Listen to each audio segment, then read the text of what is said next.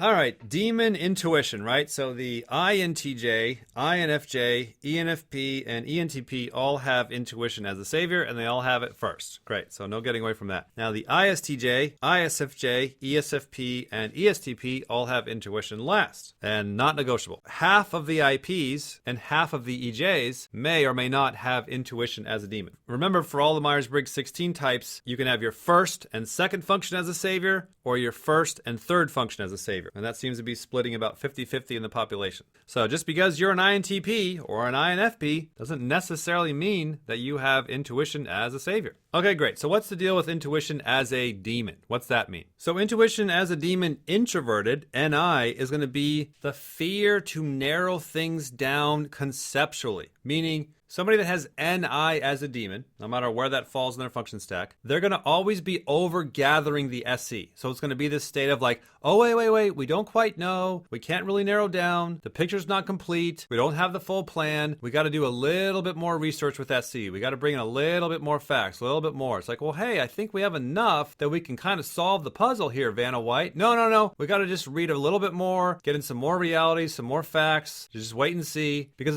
there's a fear of, let's clump all these together into one category. Because the savior SE hates the clumping. It doesn't want to make things abstractly the same because it's seeing the specific differences of the facts and the reality in the sensory and seeing them on the spectrum. It doesn't want to take things that are kind of SE cool and SE dumb and put them in the same NI category. So for example, let's say you and your friend are going to go buy a dumb smartphone. Now the person with demon NI is going to be like, well, let's research this phone. Let's get all the facts. You're like, hey, dude, the last time we bought a phone like that, the pattern was it sucked. Yeah, but this one's different. It's a different color, and it's a different time, and it's got a different box, and it's got some different megabytes. Maybe it's going to be different. Yeah, maybe, but the pattern is, the trend is, it's probably not. Hey, don't control me. And so the person with demon NE is going to be going through the phones line by line, SI by SI, detail by detail, and they won't be able to step back really and see the larger picture of,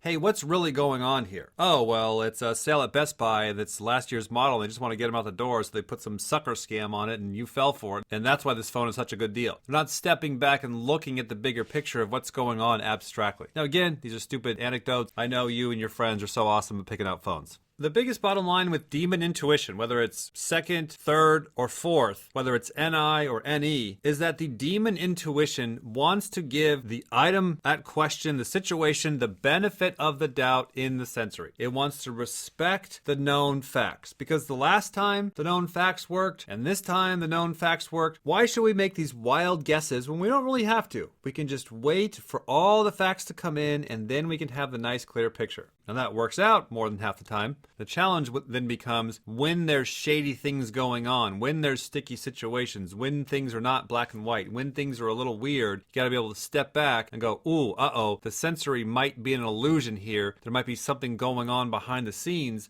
There might be some consistent patterns here that we can kind of step back and look at. A super little tip that we've actually used with friends here is people that have intuition as a demon. We tell them, hey, it's okay to make 10 guesses. They're so afraid to make a leap. They're so afraid to make an assumption. They're so afraid to make a guess without those physical facts. And we tell them, hey, with intuition, all we're doing is guessing all the time. We're wrong most of the time, and that's okay, because every once in a while it works out. So much of the demons are you're afraid to use them. You're afraid to fail. Nobody cares about failing at their saviors. Everybody's afraid to fail at their demons.